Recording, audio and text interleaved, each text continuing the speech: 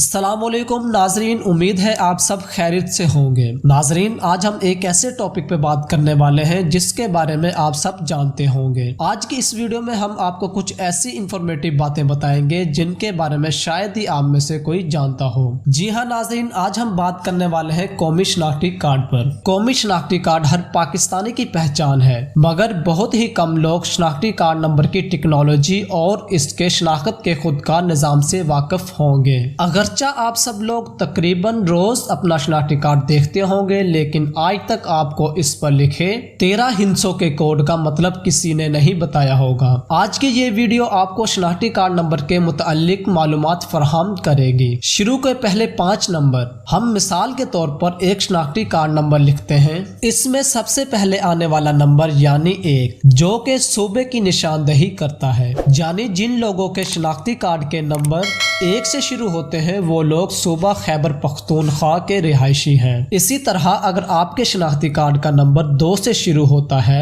تو آپ فاٹا کے رہائشی ہیں۔ اسی طرح پنجاب کے لیے 3، سندھ کے لیے 4، بلوچستان کے لیے 5، اسلام آباد کے لیے 6، گلگت بلتستان کے لیے 7۔ اس 5 ہندسوں کے کوڈ میں دوسرے نمبر پر آنے والا ہندسہ آپ کے ڈویژن کو ظاہر کرتا ہے۔ مثال کے طور پر دیے گئے کوڈ میں دوسرے نمبر پر 2 کا ہندسہ ہے جو ڈیرہ اسماعیل خان ڈویژن کو ظاہر کرتا ہے، جبکہ باقی 3 ہندسے آپ کے متعلقہ ضلع، اس ضلع کے متعلقہ تحصیل اور یونین کونسل نمبر کو ظاہر کرتے ہیں۔ درمیان میں لکھا ہوا 7 نمبر پر مشتمل کوڈ، یہ درمیانہ کوڈ آپ کے خاندان نمبر کو ظاہر کرتا ہے۔ ہر خاندان کے تمام افراد جو ایک دوسرے سے خونی رشتے کے تحت جڑے ہوتے ہیں، ان سب افراد کا باہمی تعلق کا تعین اس درمیانے کوڈ سے ہوتا ہے۔ اسی کوڈ کے ذریعے کمپیوٹرائز شجرہ یعنی فیملی تشکیل پاتا ہے۔ اسی طرح آخر میں ڈیش کے بعد آنے والے نمبر، یہ آخری ہندسہ آپ کی جنس کو ظاہر کرتا ہے۔ مردوں کے لیے یہ نمبر ہمیشہ طاق میں ہوتا ہے،